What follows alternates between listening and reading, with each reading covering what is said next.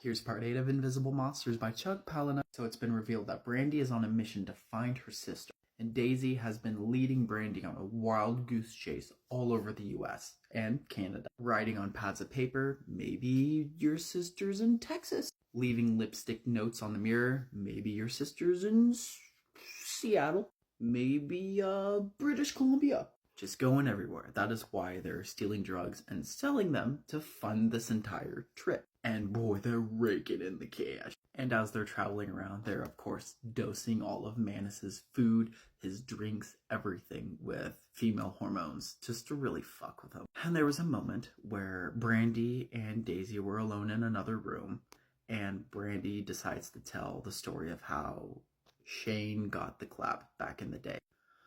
Darling, I never told you how I got the infection, did I? Well, it started when I was 15. So when I got the diagnosis, police and counselors got involved. They all thought my father was abusing me. He wasn't. He never touched me. But for months and months and months, there was an investigation, and I thought I was going to be taken away from my parents, or my father was going to be taken to jail. Of course, none of that happened, but the counselors were trying to get information out of me, and, you know, I had nothing to say. I had nothing to say. It was months later where I was coming out of the gym locker room after basketball practice.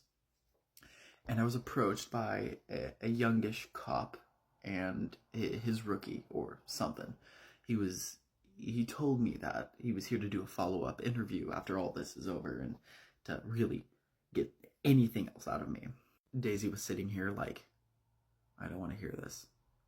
I don't want to hear this. But when I came out of the locker room, they intercepted me and they're like, we're here for a follow-up interview. We'll just come out to the squad car and we can chat. So I went, and, well, the youngish cop that was interviewing me couldn't be older than 22. And again, I was 15, and he asked me that, oh, is there anything else about the case that I needed to say? And I had nothing to say. I've already said my piece. My father didn't do anything. He's an innocent man and just a freak accident. And that's when the cop looks at me and he's like, good. I like a kid that can keep secrets. And then that grown man put his hand on my leg. He touched me. That Seth Thomas that you brought with us, that was the man when I was 15. I didn't know anything. He's no good. He is no good. That Manus Kelly. I don't want to hear this, Daisy thinks. Oh God, my fiance was a predator? What the fuck? And then now we take a quick flashback to right after Shane disappeared. It was a couple months after he was just gone. Manus showed up. The Vice operative private investigator showed up at their doorstep, and Daisy was 18. He was 27 or 25 at the time and was old enough to know. And she answered the door and he asked, oh, here's my card. I'm here to look into the Shane's disappearance, blah, blah, blah, blah. Anyway, how you doing? You look a lot like your brother. And then they started dating not long after that. Bro's been scoping out the family. Manus has a history. So now we're given this new information. And Brandy and Daisy are face to face. And this is when Brandy says, you know, I love you. I wouldn't say I have quite feelings for you like that, but I love you. You think you're not lovable, but I love you. And Daisy's just like, ugh, I'm out of here. And she starts walking away. And Brandy's just, don't you walk away when I'm trying to explain myself. I'm trying to be emotional and available for you. Listen, Daisy St. Patience. I didn't want to become a woman. This is the ultimate form of self-mutilation I could think of doing. You see. Oh, I love being a woman. It's fantastic. But honestly, I just wanted to make a name for myself, and I was going to amputate 2 limbs first. Because why not? My body is my story. And I wanted an out. I was going to start off by taking off fingers and arms. I don't need them. But then no, I got the brilliant idea of an absolute sex change. Honestly, this was such a baller move, I'd say. This was not the Rhea sisters' idea. It was mine. I'm just using them for their money. Because I have all the surgeries that I want. I'm a completely new person. My body is my story, and it is who I am. I am looking towards the future. Honestly, when I first saw you, I was jealous.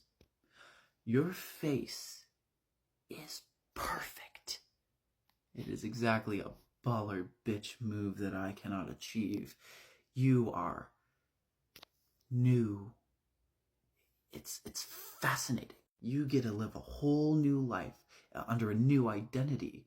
I mean, that's amazing. I've always envied you for that. And despite the opinions of my parents, I'm not gay. I'm not straight. I'm not even bi. I don't like the labels. I want out of the labels. I just want to exist in a world where I can just be myself, you know? Because why would I have my life summed up in a single word? That single word tells you everything you need to know about who I am. I'm Brandy Alexander. I'm creative. Fashionista. I'm not just one single word. There's so much more of me that you don't see. But your face, I envy you for that. Your future, you will become so much more resilient and stronger than I will ever be, because you have to go through so many more hoops of self-acceptance for that. And I'm just Brandy Alexander.